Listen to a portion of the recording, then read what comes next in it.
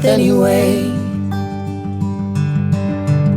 Can you measure life in numbers? And if so, what's the fair rate of exchange? Do you know the price point for each new breath that you take?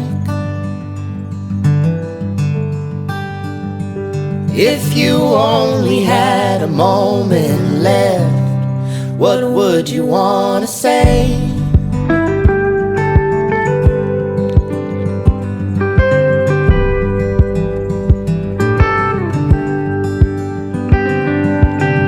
How long does this ride last?